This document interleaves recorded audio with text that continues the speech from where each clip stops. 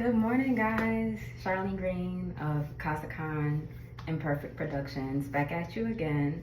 So I'm here today to discuss the next latest project, 50 Stories from the Under Economy. And you guys, I'm really excited about this project. This is something that really speaks to the core of my intellectual identity, my identity as a lawyer, economist, and a therapist.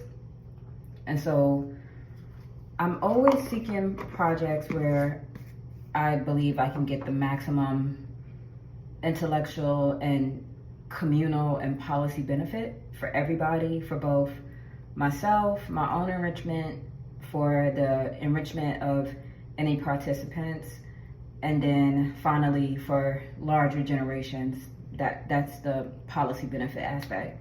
So in my opinion, this project collectively does all three. It kills three birds with one stone, or it gives three birds flight with one stone. Let's put it like that, because we got to get away from that killing narrative.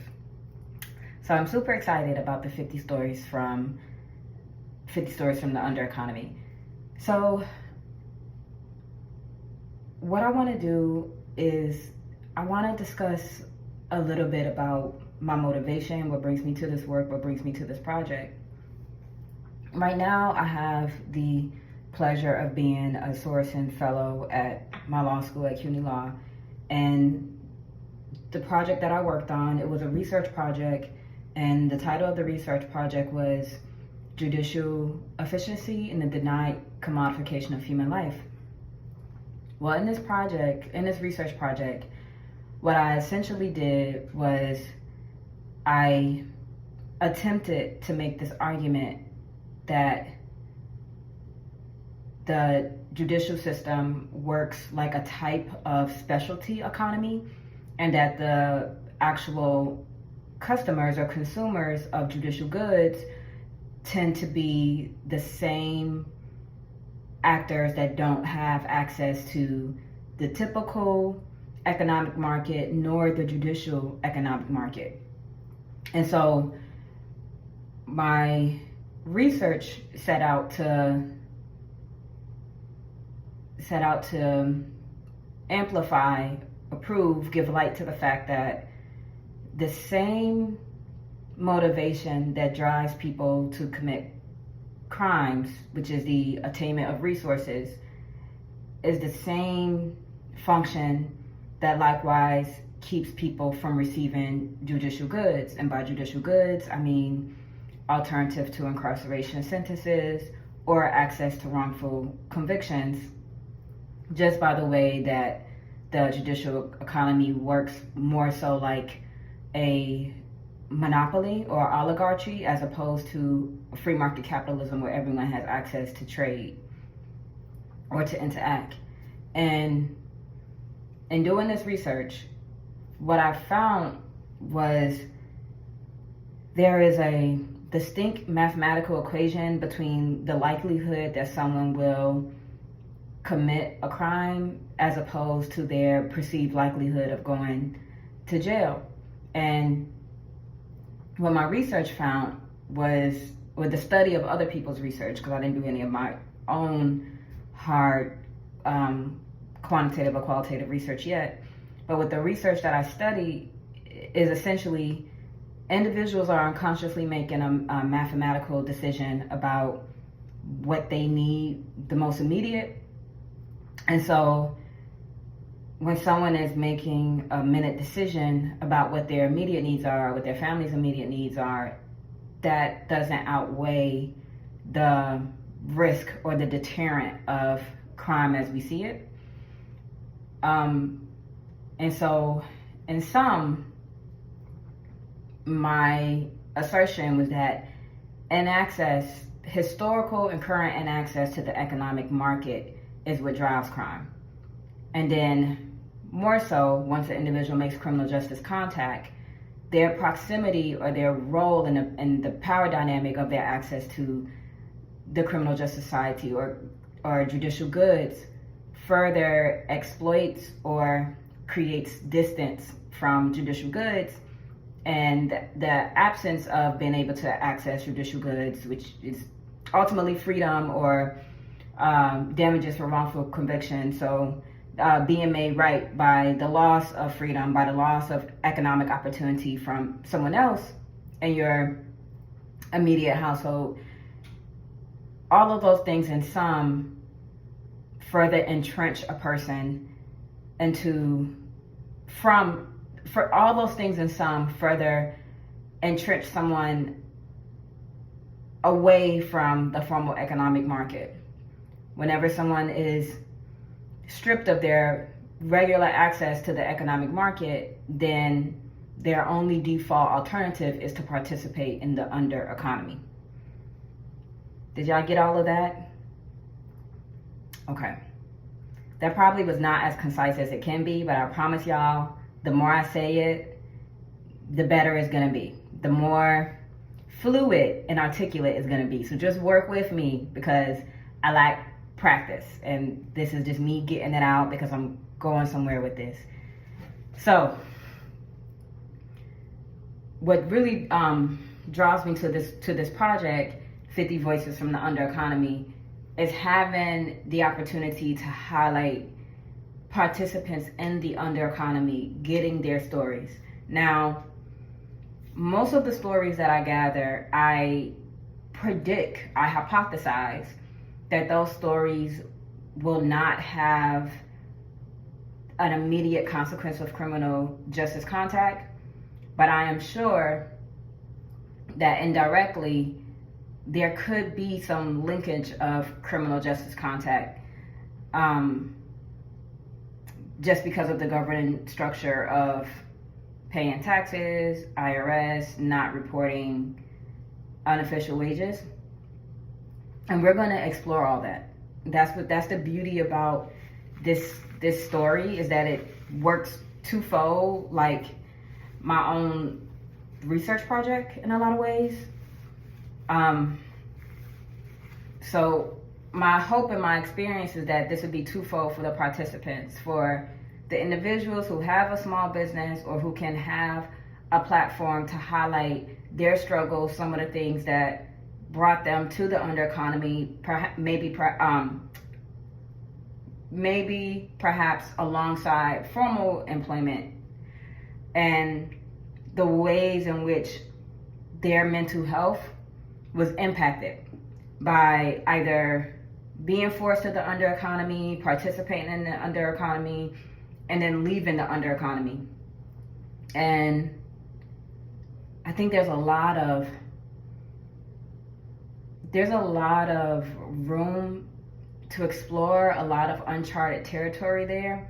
When we talk about the larger America economy, very rarely do we have an opportunity to formally discuss the black market, the under economy, just because it's so taboo that people's stories are not being told, and then that creates a large deficit for us as both researchers and as both individuals living in America to have that representation. So I hope that was helpful. I really, really hope that was helpful. If it's not, I would work on articulating that abstract in real time. But I'm confident some of y'all will get it. Some of y'all will want to support me on this work because it's so important. Right now with the tariff war that America is facing, I am very much concerned the way access to the traditional market has been crippled, especially when you start talking about individuals who have lost their job because of federal cuts, because of the Dodge program. And now what are those individuals going to do to make ends meet, right? One of the caveats or advantages about participating in the under economy is that there is not a job application. There is not an interview process. There is not a vetting process. It's just, in many measures, face-to-face, handshake, or first daps. And then, boom, you are an entrepreneur. There's no delay, oftentimes, in payment and checks and taxes being taken. And so it feels beneficial and easier in a lot of ways than waiting for traditional employment. And I'm really, really interested in watching and observing how everyday Americans are going to respond to both the Dodge program that has cut a lot of formal jobs, as well as tariffs that are making access to goods in the traditional market much more difficult to attain. I came across this, I forgot where it was like an Instagram post or something, and it was talking about how this random lady was like selling eggs for 50 cents in Union Square, something like that. But it was really, really interesting because I thought about the inflation on eggs right now, and then I thought about the ways that people are spontaneously creating ways to increase their profits for themselves and for their families. And so, yeah, I'm super, super interested. I'm super, super interested in how law sits at the intersection of what is considered legal and illegal employment, and then the consequences for pursuing illegal employment. I'm interested in the way economics impacts one's access or accessibility to the market, and then what does that mean for individual producers and individual consumers. And then finally, I'm interested in the mental health aspect and how people are impacted, for better or for worse, by their pursuit, by their participation, and by their evolution out of the under economy into a formal economy, if they choose to. And so, yeah, that's what I have. Thank you guys so much for listening. If you are interested in participating in this project, if you yourself have ever been an entrepreneur, you've ever done work under the table, and you have a unique story that you would like to have highlighted, please let me know. I'm looking to capture 50 stories. 50 stories. That number is large enough so I can get a vast number of stories, hopefully representative from every industry that I can imagine. I don't want any industries left out if I can help it. If not, then they'll just have to be a part two.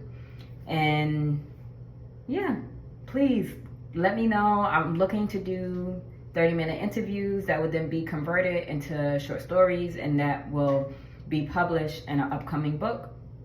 If you are a small business owner and you would like to have your business highlighted, spotlighted, this is a wonderful opportunity for you to do so. And then finally, if you've ever participated in any taboo niche industries of the under economy and you would like to have your story publicized, but you don't want your name publicized, no worries. We will publish you anonymously underneath a fictitious name.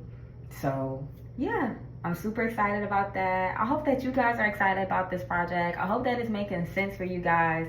I hope that you guys can feel it, that you can buy what I'm trying to sell. And I look forward to hearing from you guys. Until next time, have a great day and keep your head up, everybody. Bye.